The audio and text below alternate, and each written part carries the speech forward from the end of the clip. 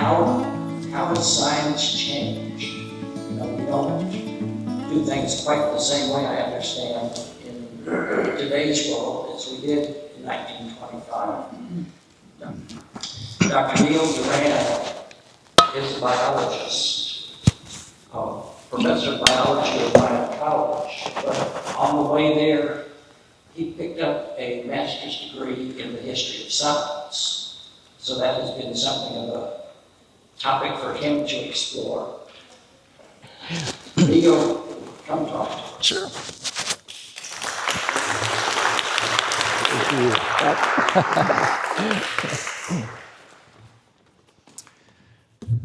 All right, is it working today? Let's see here. Hello. All right, good, it is. All right, thank you, Tom. And what I'd like to do is just jump into the first slide here, and that is to talk about dental hygiene. Wait, am I at the right meeting? All right. Now, I think a lot of us are really familiar with some of these implements. Is it a little bit better if I hold it down here? Less feedback? Or better up here? Better. Oh, good. All right, now I know. And I'll make this a little interactive, have people move around and get some blood flowing. Go ahead and raise your hand. Does anyone have a dental procedure coming up? Oh, yeah. Are you looking forward to it? Raise your hand. I see far fewer hands this time. But one thing I have to say is, at least you have anesthesia.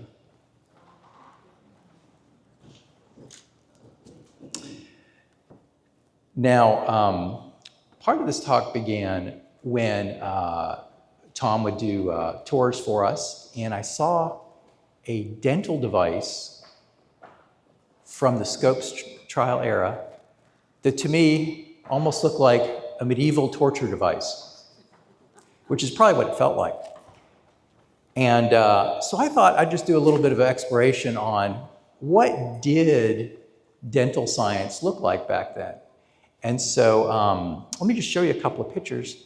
And on the last one, I want you to vote for me with what you think it did. But for the first one here, look at that. Imagine you sitting in your comfortable wooden chair, dental chair, no anesthesia, and someone comes at you with this. I think I know what that did, but I'm not quite sure.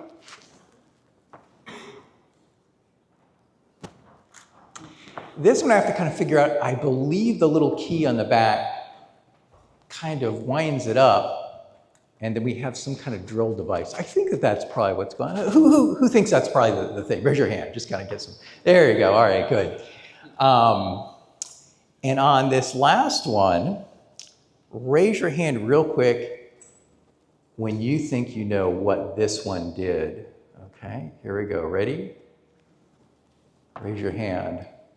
Look at that nice corkscrew. All right, I'm hearing some oohs and some ahs and some head shaking going on. All right, is anyone still puzzled? Or does everybody know? Okay, I think this was a tooth extractor. Stick it in, use the handle and twist it. Isn't that delightful? Well, with that, I can tell you my goal for this talk is very attainable, and I will attain it, and that is for this talk to be less painful than you in a 1925 dental office. And I am sure I'm going to attain that. So I feel good at the start. Anyway, let me just express some gratitude again to Tom and the wonderful arrangement he has here, and how exciting it is to be here and talking with all of you. And I can tell I have some real Scopes trial experts around me in the audience too, and it makes it really fun. But we kind of started off with, this talk kind of started off with some of the field trips that Tom would give me. And it started right here in this courtroom. So I'd like you to just kind of look around. I don't know if you had time to just kind of look around and look at look at the history that you're sitting within right now. The chairs, the walls, the ceilings, this fine typewriter I'm going to make a point about later. And you're sitting within a time of history, and it's big, beautiful, modern. I'm going to use the word modern because in the 1920s, what we consider modern, this is where modernity kind of starts in some sense. This is modern.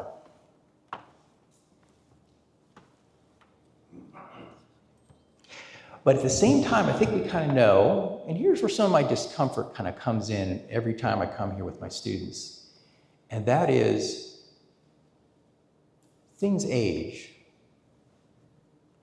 The roof gets leaky. Is that right, Tom? Has that ever happened? Floors get a little unstable. In fact, they just recently varnished them here, fixed them up, probably because they're getting kind of old and creaky. Mildew sets in, things get yellow, wallpaper comes off. And isn't it the same with us as we age? Do we get a little bit creaky? Joints don't work? Need to watch that heart and that blood pressure? We age. Buildings age. But one thing I wanted to say is also science ages. That's the point I want to make here. And this is what makes me so uncomfortable when I come here. Because of my scientific training, I don't like to admit that the things I think are so true, so solid, they're going to get creaky. They're going to fall apart. They're going to smell like mildew. And it's happening even right now as I speak. This is what's happening in science. Whether you're a creationist or evolutionist, this is happening. And it's disturbing. A little bit about my personal journey here, as Tom noted. So I doctorate in paleontology, but I did a master's degree in history and philosophy of science before that under a leading historian of biology. I'm a Christian, so you know. She was an atheist. We got along, we were super, we just got along great. But one thing that we both really agreed on was what I'm bringing to you right now, and that is both she and I were very disturbed at how ideas have shelf lives, how scientific ideas change, and reading all these historical texts and seeing all this is rather unsettling. It was unsettling to all the faculty in our department. You could kind of sit down with them and just talk to them about it and get that sense. At one point, she said to me, once you study the history of science, you can't go back in the science. You've seen enough of this, and you know what these ideas, where they're going. And so I left after my master's degree, just in time, I think.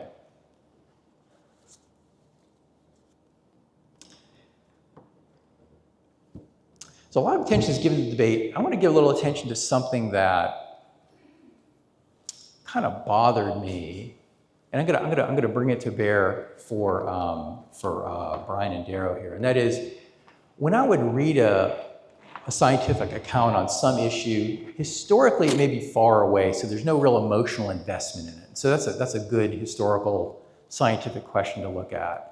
There's no real emotional investment, so I could look very objectively at the question.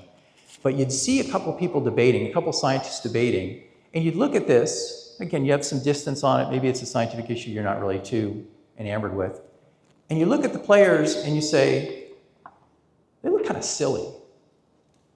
This point is really kind of silly in light of what we know now. But what even disturbed me more was where they both agreed. So you can see where they disagreed and you can see where they agreed. And very often I'd see situations where not only was their debate silly, but the foundational truths they brought to bear on that science, to just be blunt, is ludicrous. They just held these ludicrous ideas together against whatever the debate point was. It was very enlightening to see that. So what I'd like to do is do something a little different, not look at where Brian and Darrow disagree, but where did they agree? What did they agree on? What did science of that day look like? What were the truths of the natural world? And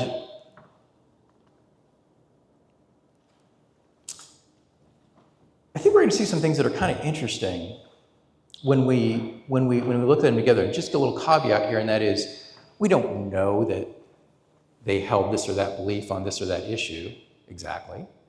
And we don't know that they were up on the most modern scientific literature of the day, probably not. But let's just assume for the sake of argument, they would have held those things. But I think some of the things that I'm going to show you are good examples. So just a quick outline here. Let's look at the science of the 20s, geology, biology, cosmology, and what do we learn? So that's what we're gonna step through here. Okay, and let's start with a very non-controversial statement here.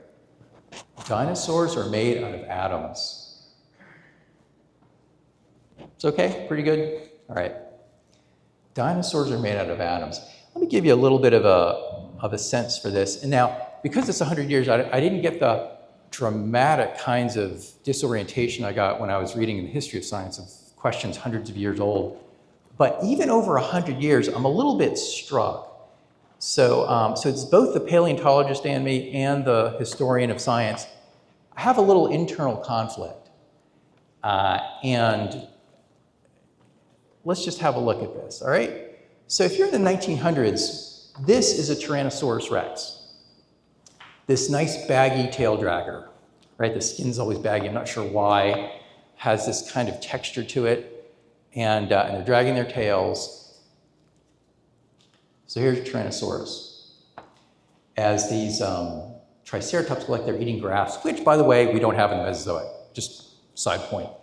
And on the right, that's an atom. So an atom, this is called the plum pudding model of the atom, where we had a positive charged atom, but the little embedded circles, blue circles, those are electrons. Electrons are embedded in the atom. So they call it the plum pudding model, okay? So this is an atom. This is a Tyrannosaurus rex, this is an atom. A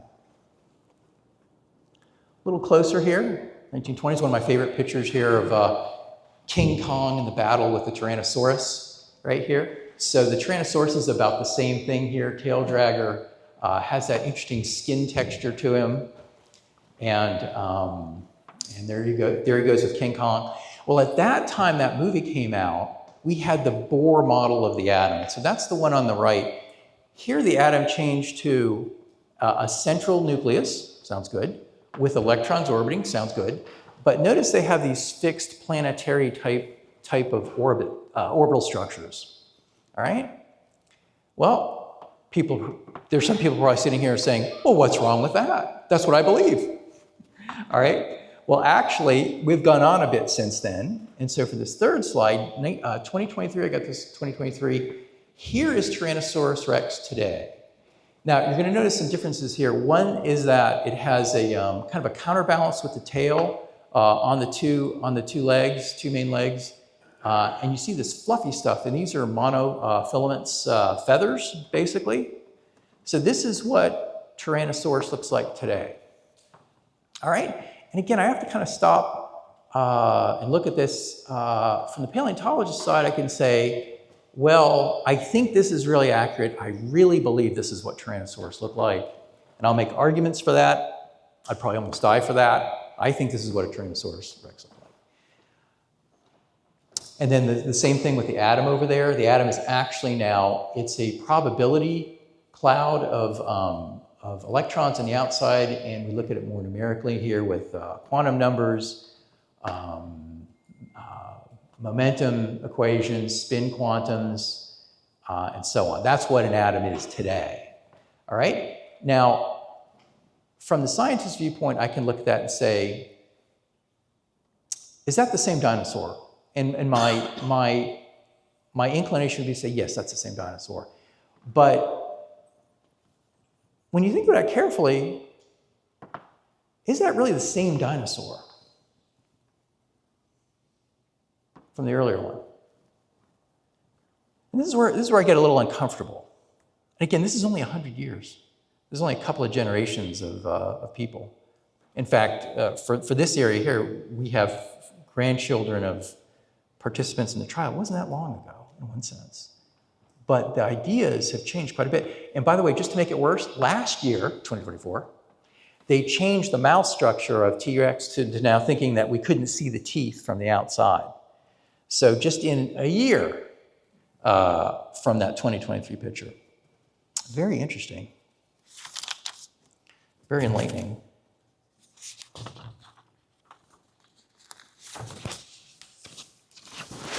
Well, let's keep going. Have a look at some geology here. Here's geology in 1925.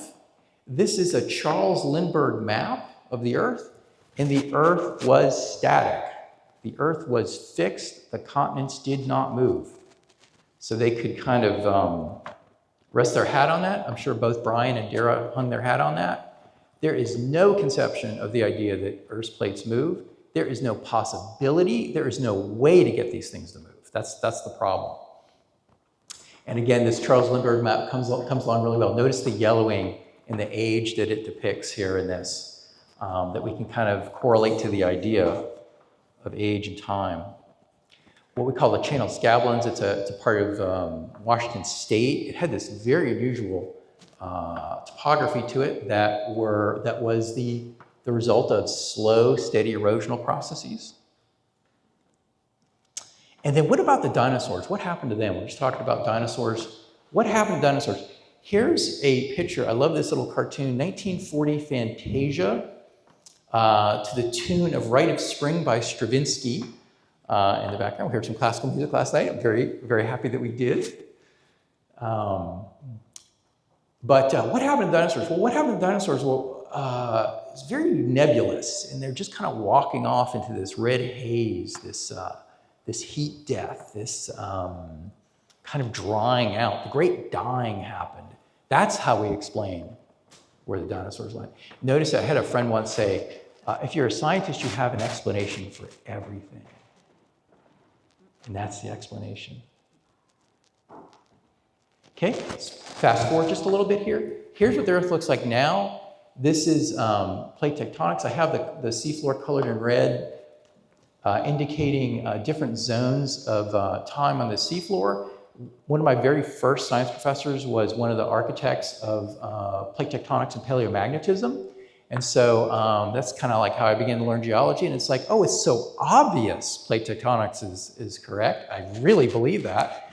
But here's what it looks like now. Is this the same Earth that we saw a few minutes ago? Scientifically, I guess we can say it is, but in other ways, is it really the same Earth that we saw a moment ago? Likewise, the channel scablands here. Since that time, right about 1925, a geologist named J. Harlan Bretz came along and said that what we actually have here is a very rapid hydrologic catastrophe that tore through this area here, deeply cutting through sediments in the volcanic basaltic rock below. Very different idea. Likewise, what happened to the dinosaurs? And this was recent enough.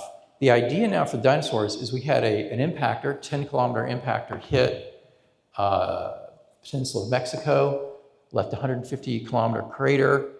And I remember when I was a student, I was with some graduate students who were arguing about this. So that's how recent even this idea is.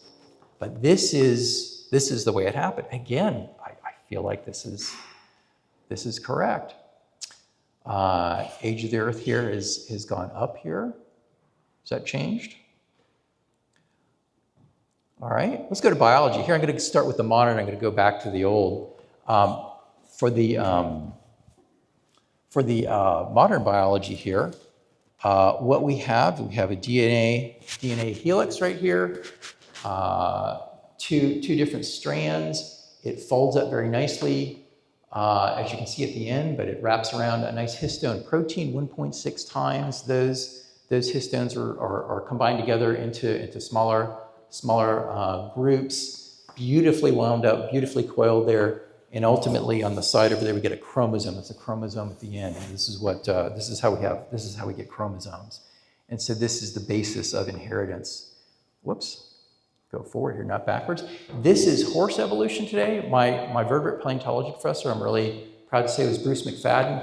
He's probably the one that gave the design of that chart right there. Looks very bushy, all kinds of branches going in all kinds of places, very complicated. Horse evolution. Likewise, what is the tree of life? The tree of life here is done molecularly now, and there are 3 very large divisions of life we had no idea about that we learned through molecular studies. I think I'm going to need that water here.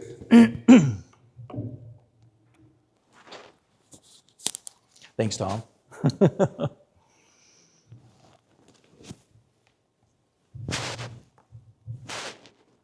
All right, what was it like in 1925? Here, what was the method of inheritance? They were determiners. The idea of a gene, the idea of DNA, we just don't have that the same way. They're determiners that determine what you look like, why you look like your parents, and so on. I also took this from Hunter's Civic Biology. That was a textbook that was used here as part of the contention in the trial. So I just a little diversity here. I'm looking at a high school book now. These determiners determine heredity. We've got these pedigrees that are very common in biology. But then it's saying things like this, and this is really quite interesting here. There are sections of the book that talk about quote unquote the improvement of man. And so the point in the book is, if the stock of domesticated animals can be improved, and I have this highlighted, it is not unfair to ask if the health and vigor of the future generations of men and women on the earth might not be improved by applying to them the laws of selection. Very logical point at that point, and very, very consistent with the ideas of the time.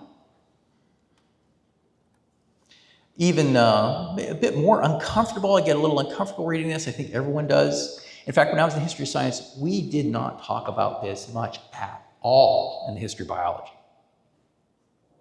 We don't like to talk about some of those uncomfortable things. But in this one, toward the end, the sentence says, talks about dread diseases that cripples and kills hundreds of thousands of innocent children. Epilepsy and feeble-mindedness are handicaps which it is not only unfair, but criminal to hand down to posterity. The science of well-being, or being well-born, is called eugenics. So we know what happened historically with eugenics, where that led. The United States was the leader in that. Germany picked up and became the leader. We were sterilizing criminals in the United States. All right, what did horse evolution look like? This is called orthogenesis. This is a straight line progression from the beginning to the end right here. You see the small skull forms at the bottom going all the way up to modern day equus. This is how evolution happened. It's a straight, continuous line like that. And then this is the tree of life. We just have these little circles and blobs. 5 kingdoms back then. I think it was 5 back then. I think Whitaker, I don't know, maybe that might have been after next one. I didn't check that one. All right, let's look at the universe. Big, beautiful Milky Way there. Almost looks like Wyoming, if you're out in Wyoming on a good, clear night. Edwin Hubble.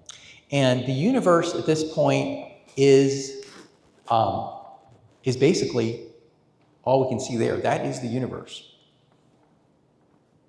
That's all there is. And in fact, that universe, we call it universe, is infinite in age. 1925. And along comes Edwin Hubble. Edwin Hubble began to change everything here right around this time. But I think Brian and Scopes and Dara would all agree the universe is all we see here, and it's infinite in age. Okay, one funny thing, this is very close to the time of the trial, just a little anecdote here. In 1927, Einstein met a Belgian priest named Lemaitre, and Lemaitre, who Einstein said had terrible physics, but was a good mathematician, believed that the entire universe could be explained by a single point of existence that everything else came from. And Einstein disagreed with that, and later Einstein corrected himself. Interesting, he was interacting with a priest on that. Oops, something changed here on my field right here. All right, okay, what about cosmology today? So cosmology today, because of Edwin Hubble, now we have all this. We have the Milky Way is just one of many galaxies that Hubble was able to identify. And they're not only galaxies, there are what we call a local group here, star clusters, and that local group is within a network of superclusters. We have local groups. Then we go back for the observable universe right here. Our local group is just a little pinpoint in this. And so here, the size of the universe changed extraordinarily. So we have right now about 200 billion galaxies maybe, and in 1925 the universe was whatever that percentage is of the size it is today.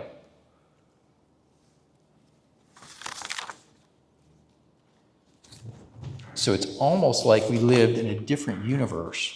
Again, 100 years.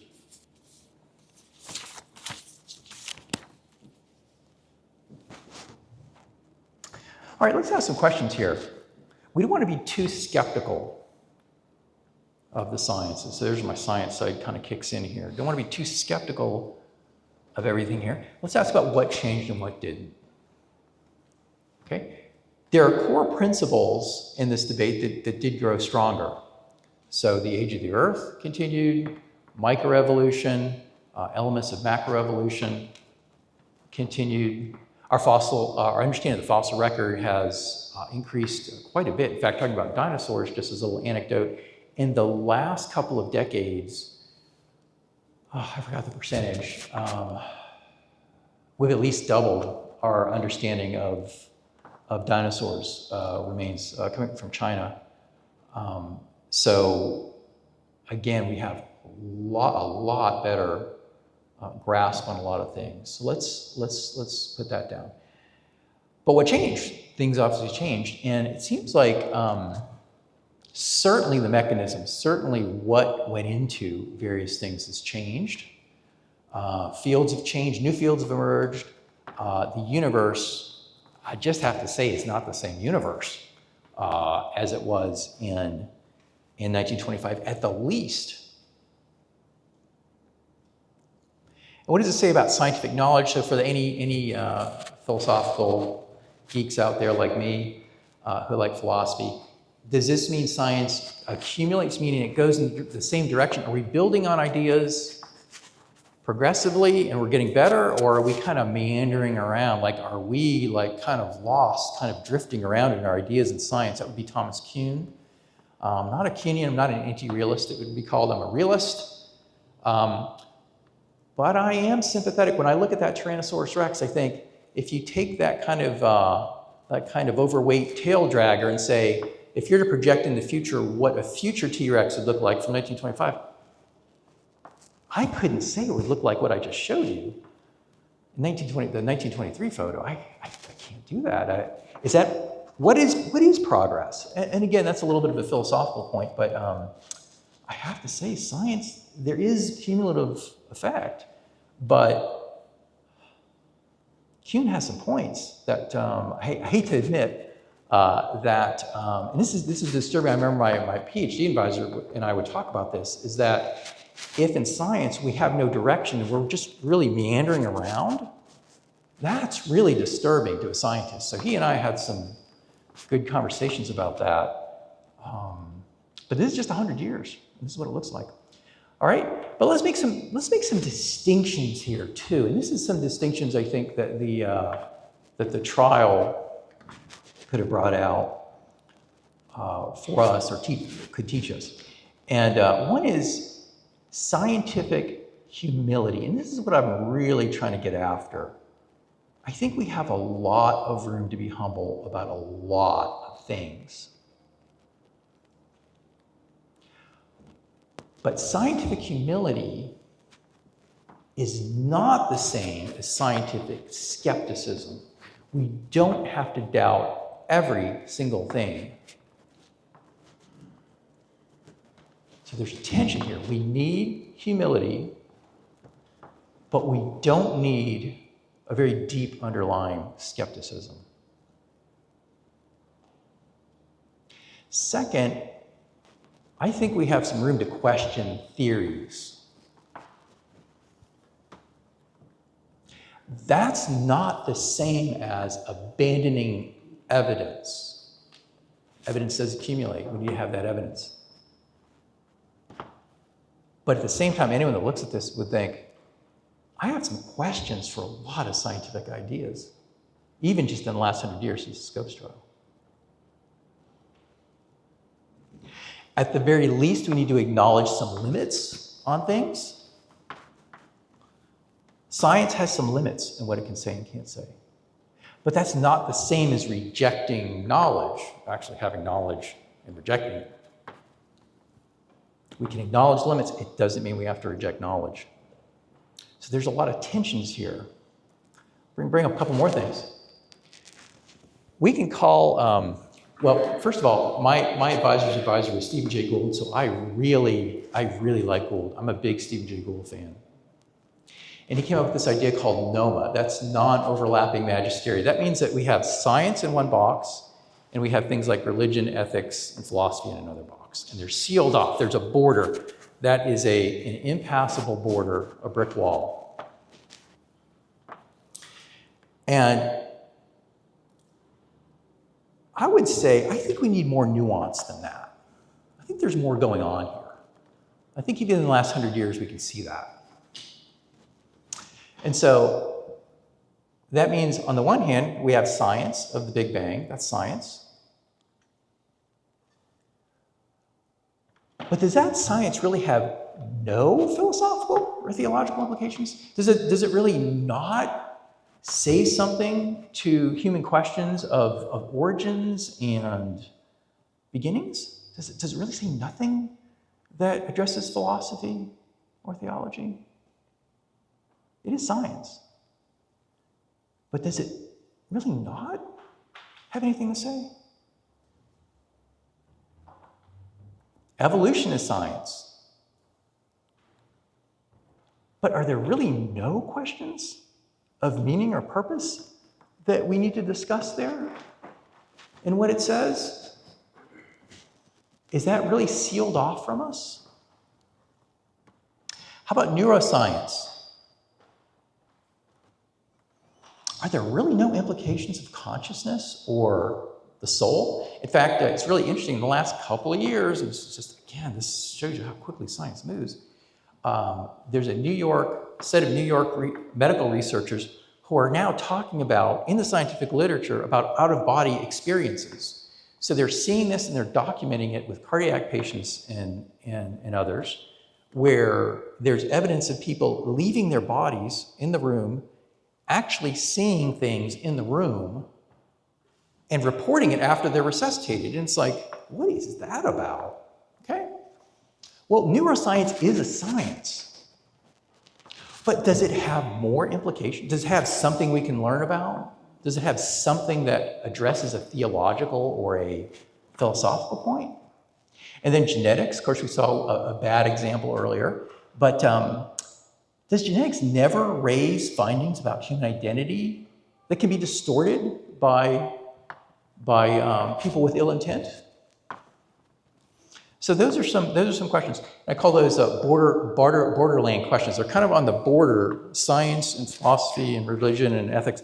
That border, I think that the Scopes trial shows there's a lot of very good borderline questions that we can address. And how do we do that? just to think about that today, faith and reason today, I use the term faith and reason rather than we had Henry Morris and Ken Ham that we talked about before. There's a long tradition in Christianity called faith and reason since the time of Augustine, where we intellectually and deeply grapple with hard questions. And this is what I tell my students: we are not afraid to talk about or ask any question. But those borderland questions need to be addressed, I think, with rigor and here's the key, respect. I think we all need some respect in dealing with these very difficult questions. Integrating scientific discovery with deeper meaning. There is a lot of meaning behind what scientists discover. And building bridges in an age where there's a lot of division, and we certainly have a time with a lot of division. All right, so let me just close up here, and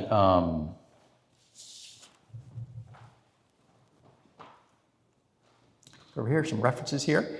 And if you're interested in some of these questions, I'm starting a new kind of website community here, Faith and Reason 25. I have a QR code on there, and we can explore some of these borderland questions about faith, science, human meaning, other things. And I want to close also with a little illustration. I'll leave that up there. But this little this typewriter here had Tom kindly put that out there for me. This is a cutting-edge communication device in the 1920s. Okay, I'm somebody who is initially trained on a typewriter, kind of like one of the who remembers the mechanical typewriters where you had to actually put your finger down in there and I don't know how I did that now, because when the electric came along, I was spoiled. I was like, hey, this is fantastic. But here's one of their cutting-edge communication devices.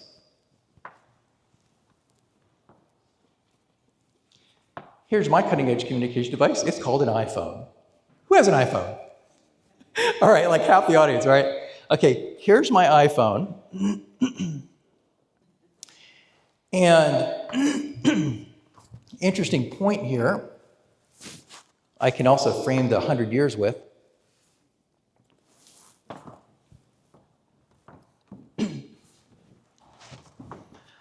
About halfway between this typewriter and this iPhone, we had a moon landing. Right about halfway-ish. A moon landing.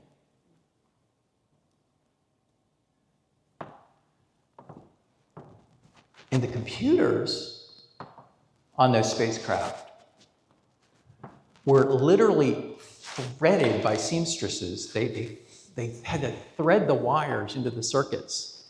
So the style of computers which are actually very new. In fact, my wife's father at University of Pennsylvania, used the first computer that was designed at UPenn to do some of his grad work. And again, that's how close in time we are to the first computer. So the first spacecraft computers were, I guess we'd say, primitive, right? One thing I do like about it, though, just a side note, if we ever do go to Mars, there are radiation blasts that would wipe out the kind of electronics we have now. So I don't know how they're wanting to get around that. But at least for these spacecraft, because the circuits were literally physically wired in like that, bursts of radiation wouldn't affect that. So when they do some kind of backup, if they do decide to go to Mars, it's just a little parenthetical point there. Just kind of aside.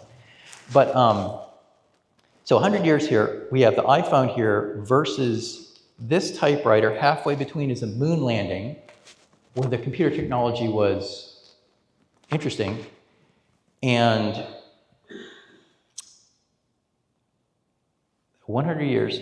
And the other caveat here is in the last 2 years, I have been putting artificial intelligence programs on this computer. So I sometimes joked with my students 10 years ago about some of these history of science questions, I sometimes joke with them and said, can you imagine in the future, they're going to have artificial intelligence to do all our science, and they're going to make fun of us that we use neurons to think. I would just do that as a little teaser in my class. I'm not so sure that's so funny anymore, actually. But anyway, thank you so much for your time, and I guess I can take any questions now.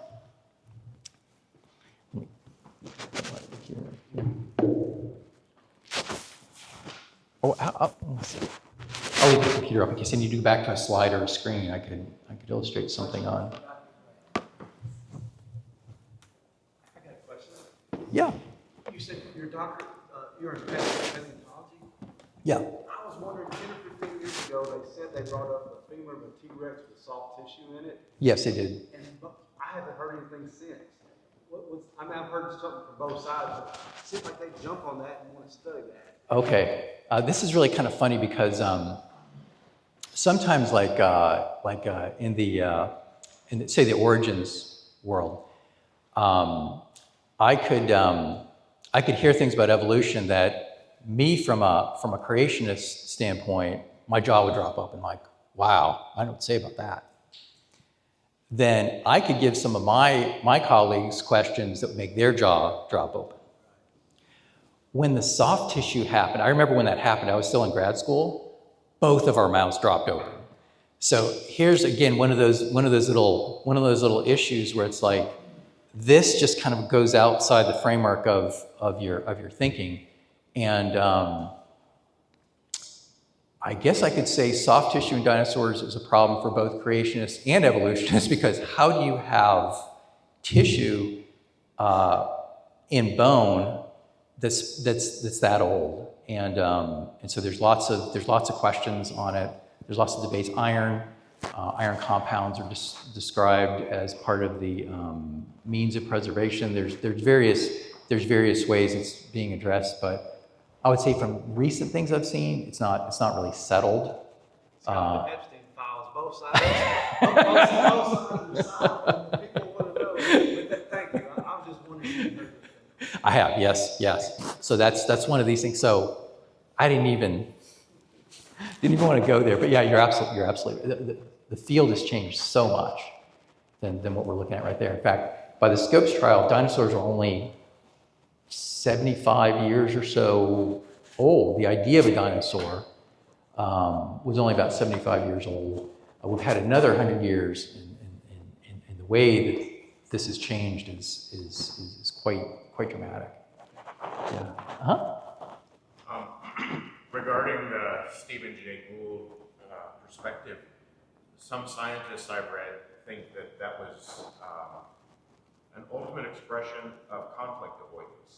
You know, that if you wall off a topic and say that's not amenable to scientific analysis or the scientific philosophy scrutiny, then you essentially set it apart as sacred and say that scientists have no business dealing in that. Many scientists have expressed concern with that viewpoint,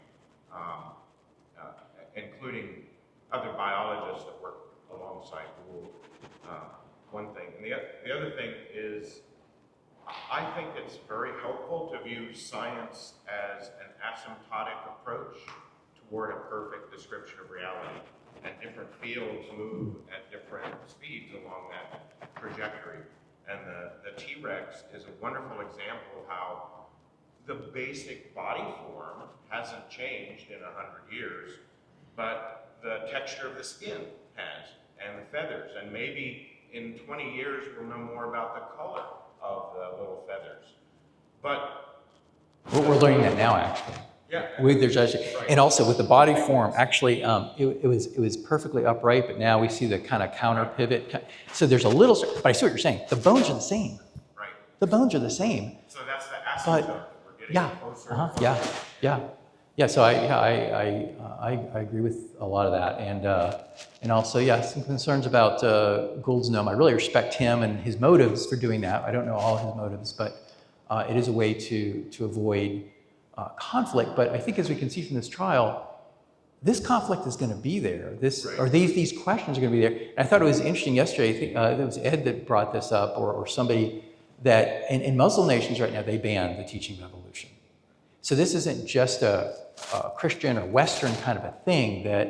That's that borderland kind of thing. That there's discussions that need to happen in between that have to happen, and we don't want to like short circuit those discussions. I think, I totally agree. Mm-hmm. As you pointed out, the scientific perspectives on nature change over time, but eventually things do stabilize. For example, for much of human history, people thought the Earth was the center of the universe. We now know pretty much everybody agrees it's not. Pretty much everybody agrees the Earth goes around the sun, not the other way around. Pretty much everybody agrees that the sun is a star, not that different from many other stars. So things do stabilize over time, don't they, given enough time for iteration? Yeah, things do stabilize, and that was one of the points I was making, is that we can't make too much of this. However, at the same time, your example of Ptolemaic and Copernican astronomy, that was the actual very example that launched Thomas Kuhn into his book Structure of Scientific Revolutions, because it still brings up a very disturbing issue, and that is that their conceptions, their framework, their language, I talk about this in my philosophy of science class sometimes, the language of all of cosmology, everything changed. And when you have not only a change in one idea, it's a wholesale change in all the fabric of the language from one to the other. And then philosophers of science get very uncomfortable about that, because then that raises questions of cumulative progress versus this idea of ideas and time just meandering without a conceivable endpoint. You see what I'm saying? Is that if you so fully change that framework, can they talk to each other? So it's like going from French to German. The language changes. And so what does that mean? Is that progress, or is that just a different thought form that I would hope that there's, I think that, I personally believe that progress, but on the other side, there are some really interesting questions that I can't answer philosophically. I think they raise good points. So I think both are going on, and I think it's absolutely fascinating.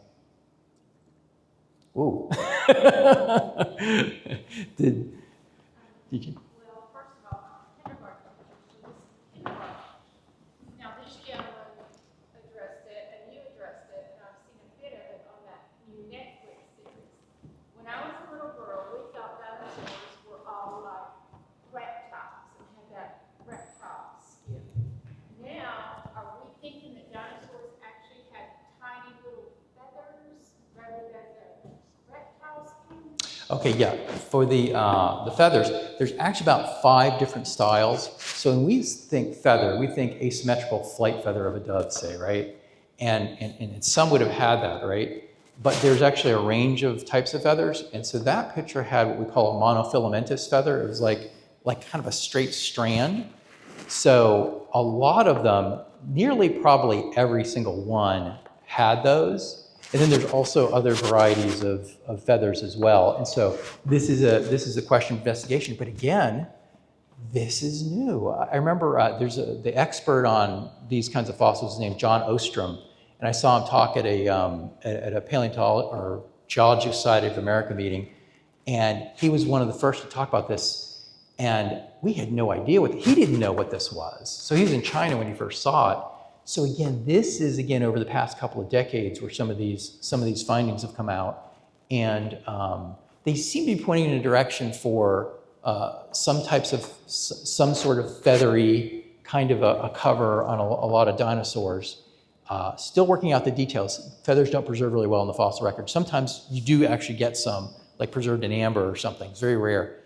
But they're still kind of working that out. It's from impressions, like in the mud, you can kind of see like a frill of some filamentous kind of thing around them is where this came from.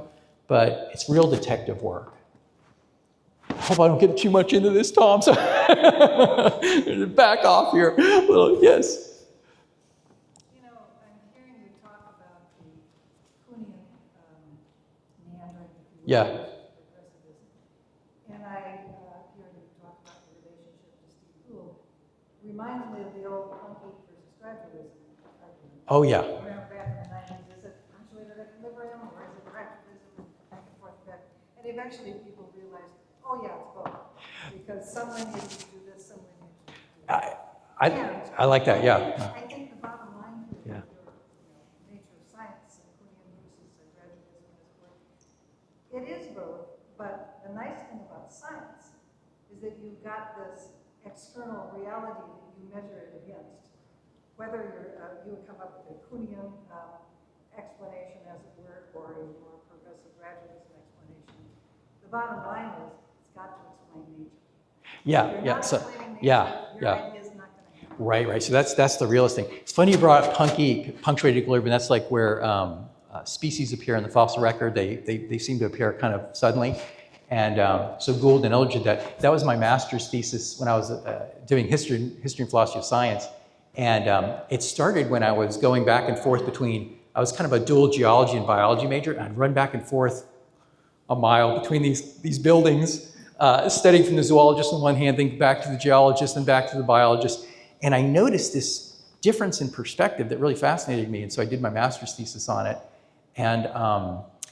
And they seem to be both caught, the biologists and the paleontologists were caught in these frameworks of thinking that were just really fascinating. So I wrote about that a little bit. But anyway, yeah, that's a good example. Yeah. Does the presence of, if government gets involved in these things, as it did in the Stokes trial, does the presence of government itself create any changes in the way things move, or is it just a reflection of how the people are thinking? Does government actually have an influence in change? Oh, definitely. For instance, the first thing that comes to my mind is kind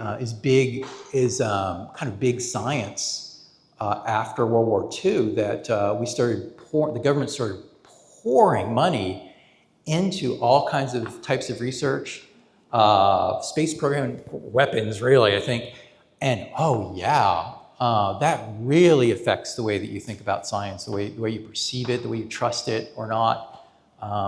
Definitely, there are these influences. So on the science side of me says, oh no, science is objective and it does everything, the way it's supposed to.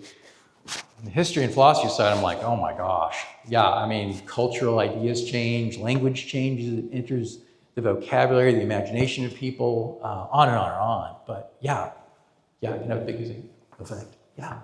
Would you say a reason for expecting that people in 1925 could have predicted what a dinosaur would look like in 2025? Like, I don't understand why that's a problem. Oh, okay. So the question is, let me see if I get it right. Why is it a problem that people in 1925 couldn't predict what a T-Rex would look like in 2025? Okay. Okay. Here's the thing. First of all, you only have 100 years, so we don't have a lot of time to look at meandering.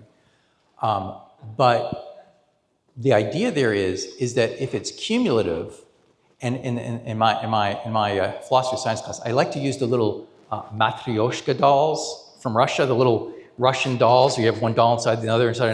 And actually philosophers use that example like that the little tiny doll looks exactly like the big one. It's just bigger. So progress, being linear, would say what I should see is just more of the same.